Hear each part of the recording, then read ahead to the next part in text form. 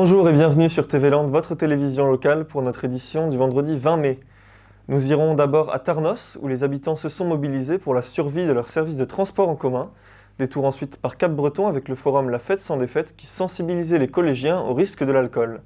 Nous vous ferons ensuite revivre le gala du club de danse sportif de Dax avant de revenir sur l'événement Délire et Jeux qui a rassemblé Casse-Tête autour d'une journée ludique. Cette édition se terminera avec le spectacle du comédien Cédric Chapuis qui a encore fait salle comble à Biodos.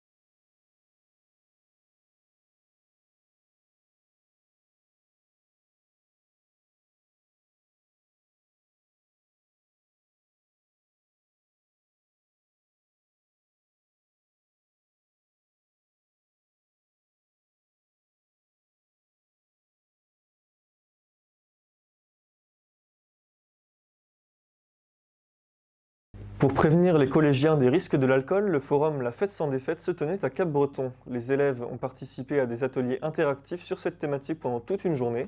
Écoutez leurs ressentis et celui des organisateurs. Après une première édition en 2015, le forum La Fête sans défaite a réinvesti le gymnase de Cap-Breton. La gendarmerie, la sécurité civile ou encore les services de la préfecture étaient réunis pour sensibiliser les collégiens aux dangers de l'alcool. En matière de prévention, ce forum interactif est très porteur par rapport au jeune public qu'on accueille. Apparemment, ils sont partie prenante dans tous les ateliers, ils posent des questions pertinentes et ils reviennent avec des réponses. Et ça, c'est ce qui est le plus important. 12-13 ans, c'est l'âge des premières tentatives de déroger un peu à la loi, au règlement, aux paroles des parents et des adultes. Et donc l'alcool, c'est quelque chose qui est très très convoité par cet âge-là et c'est les premières expériences. Donc là, on espère que grâce à ces stands un peu ludiques, un peu interactifs, un peu expérimentaux, ils sauront à quoi s'attendre au cas où ils essayent. Parmi tous les ateliers présentés, les élèves en ont retenu un particulièrement marquant. Pour moi, c'est celui quand on marche avec les lunettes. Moi aussi. Les collégiens portaient des lunettes spéciales simulant un état d'ébriété. On voit une personne d'un côté alors qu'il est plus vers la droite. Les premières lunettes, en fait, on croit qu'on voit les gens grands, tout petits. Et dans la deuxième lunette, on voit à partir de ce niveau, on voit pratiquement rien. On se rend plus compte des dangers, on va dire. Ce parcours est là, en fait, pour montrer aux jeunes élèves ici présents les conséquences que peuvent avoir la consommation d'alcool sur leur comportement. Donc qu'ils soient simplement en marchant ou s'ils devaient par exemple aller prendre un véhicule. Donc là on simule l'ouverture d'un véhicule par une clé avec le port des lunettes. Les générations d'aujourd'hui sont dans le visuel, dans l'action, donc on se voyait mal leur projeter un film avec un débat. Pour solliciter un dialogue avec les parents, les organisateurs ont eu une idée originale. On a souhaité que les enfants rencontrent les parents sur cette thématique de l'alcool. C'est un sujet un peu difficile. Et donc on leur a distribué un questionnaire de 4 questions à poser à leur père et mère et à nous rapporter les réponses aujourd'hui. Et donc ces réponses, nous allons les traiter. Et le thème, c'est comment c'était avant l'alcool. Pour faire une comparaison avec l'époque d'aujourd'hui et aussi, surtout, pour provoquer un dialogue et une discussion entre parents et enfants. Les collectivités comptent maintenant multiplier ce genre de manifestations pour que les jeunes ne puissent plus ignorer les dangers de l'alcool. Le week-end dernier se tenaient les galas du club d'Aqua de danse sportive. Le funk était à l'honneur dans un show futuriste. Retour sur le point d'orgue de l'année pour ces jeunes danseurs. Après une année de préparation au club d'Aqua de danse sportive, voilà enfin venu le moment qu'ils attendaient. Le gala de danse qui s'est déroulé jeudi dernier à l'Atrium de Dax. Les danseurs sont prêts, maquillés et costumés. Les parents et amis ont fait le déplacement. Christelle Bruel, professeure de danse au club, nous explique le thème et l'histoire de cette année. Alors c'est créatures et machines. Donc on a 2 clans, le clan des robots noirs et argent et le clan des créatures qui sont des créatures très colorées, très joyeuses, etc. Et je réalise une bande son en fait avec des voix off parce que je peux pas forcément avoir des acteurs et tout en plus de danseurs. Donc j'ai des voix off qui expliquent un petit peu le déroulement du spectacle. On va dire que c'est un mélange de Roméo et Juliette, un petit peu. C'est une créature qui tombe amoureuse d'un robot. Mais ils n'ont pas le droit d'être amoureux parce qu'ils vivent sur une planète tous ensemble mais très séparés parce qu'ils se détestent. C'est surtout par rapport à leur vie, à chacun qui est complètement différente. Les uns qui font tout le temps la fête et puis les autres qui travaillent, qui construisent, qui sont... Voilà quoi, c'est surtout ça, c'est surtout une différence de peuple. Et en fait, c'est un peu une morale d'un peu tout...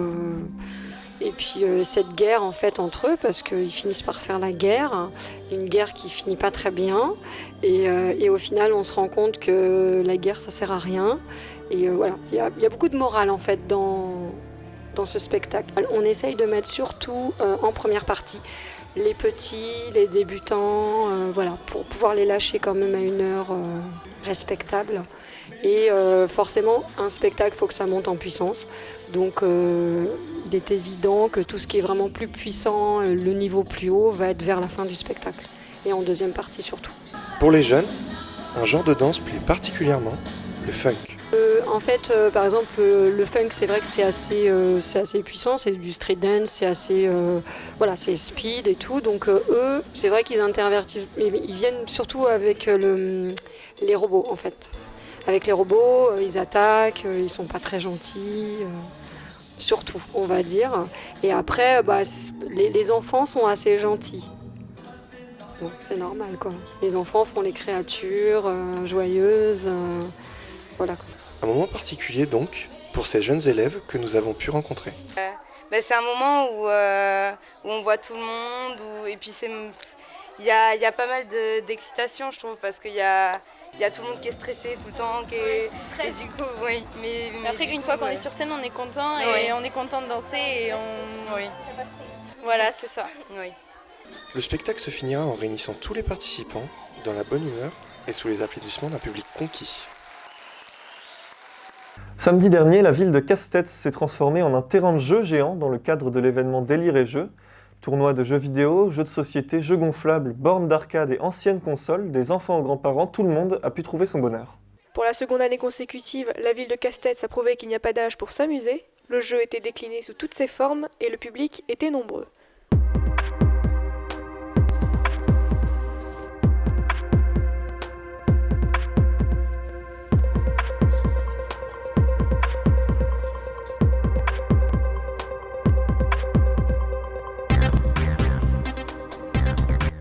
Cette année, l'idée c'est de rappeler les origines des jeux vidéo et des jeux de société, et donc de faire un lien un peu entre les deux avec des jeux traditionnels aussi en bois.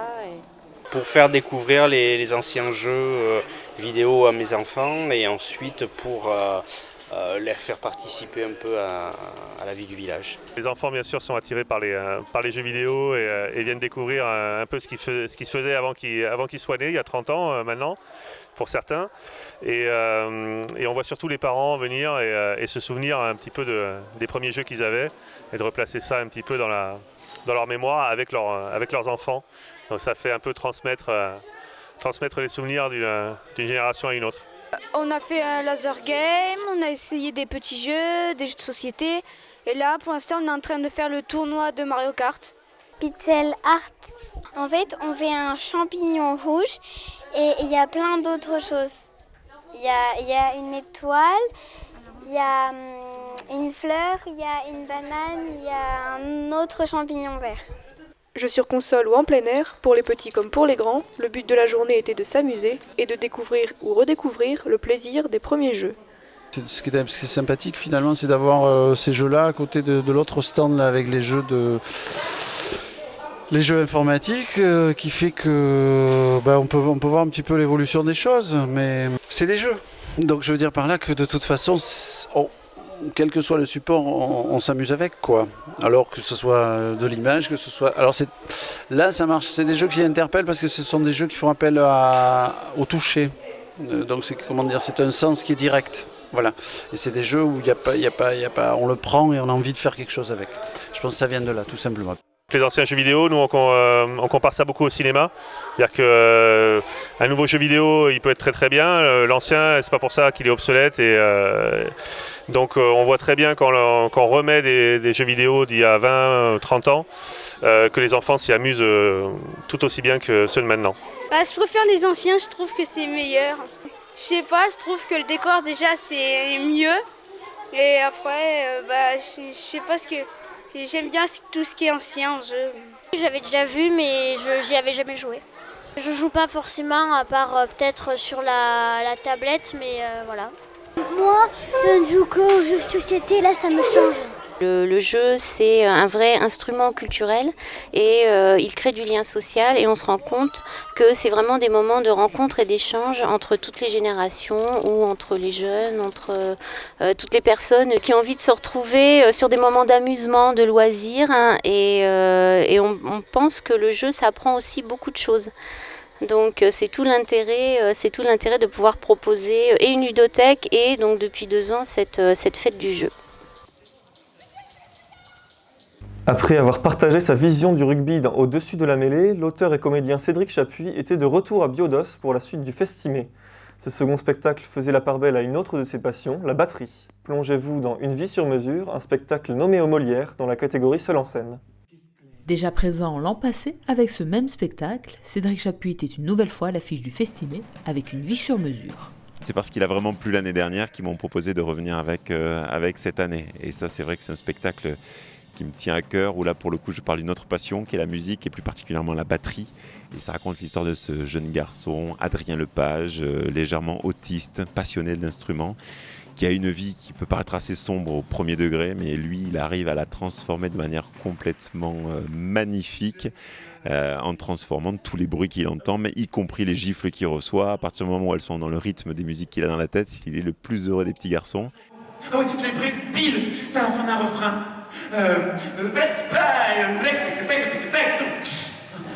Oh, super!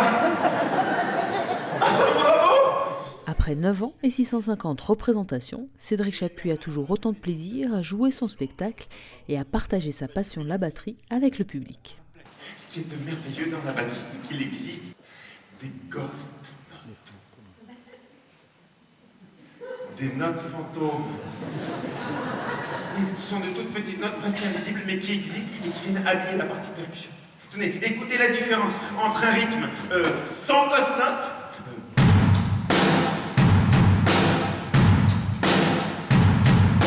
le même rythme avec ghost note.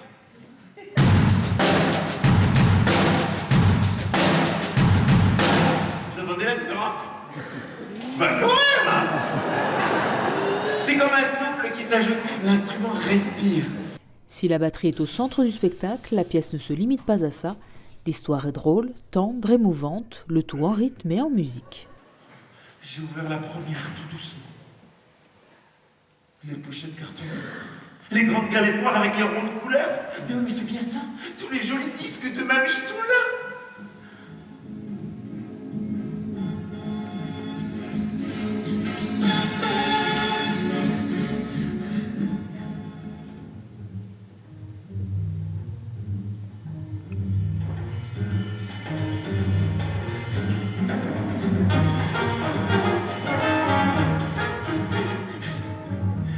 Oh oui, et encore le plus vite que j'ai pu, je suis arrivé à l'école avec 2 heures de retard. Mais là, j'ai une chance incroyable. J'avais raté aucun cours. Non, parce que, bingo, mon professeur d'anglais s'était pendu la veille au soir. La chance, quoi. Ça parle du rapport aux autres, du rapport aux parents, rapport aux frères et sœurs, du rapport aux professeurs, le regard des autres. Ça parle aussi beaucoup de la différence, parce que comme je vous l'ai dit, il a des troubles autistiques. Lui ne s'aperçoit pas en fait de son handicap, mais son entourage n'est pas très tendre avec lui. Mais lui, il est protégé justement par le prisme de sa passion. Donc ça crée une histoire qui est terriblement touchante, parce qu'il y a un premier degré, un deuxième, un troisième degré. Alors moi j'ai demandé c'est quoi normal? Ils m'ont dit bah regarde autour de toi, t'es pas comme les autres. Et c'est grave si les autres ne sont pas comme moi? Bah un peu quand même. Oh les pauvres.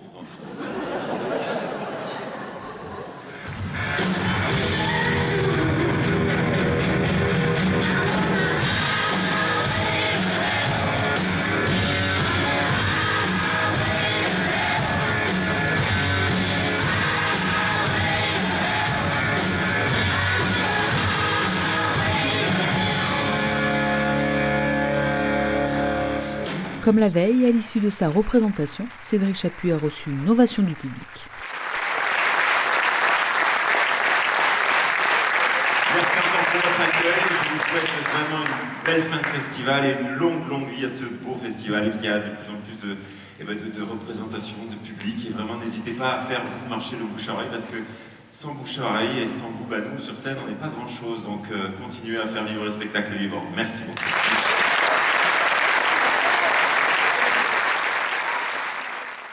Voilà, cette édition est à présent terminée. Je vous remercie de votre fidélité. Rendez-vous lundi 23 mai pour un nouveau journal sur TV Land, votre télévision locale. Et d'ici là, je vous souhaite de passer un excellent week-end.